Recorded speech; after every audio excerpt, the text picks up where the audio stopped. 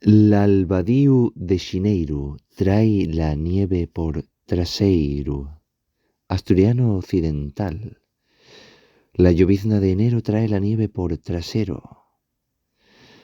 Albadiu, aire húmedo o templado, ocasionalmente asociados a lloviznas, que en invierno propicia el deshielo.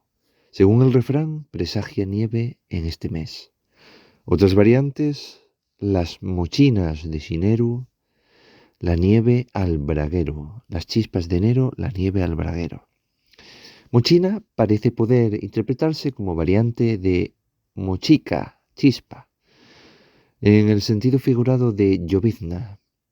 Véase chispiar, lloviznar muy débilmente. Véase, no obstante, en asturiano occidental, mochar, mollar. La gallina de xineru per San Xuan al ponedero.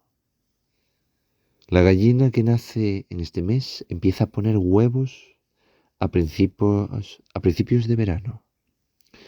La nublina de xineru llevarás en febrero, con la variante nubraceiros en xeneiro, nevarradas en ferbeiro.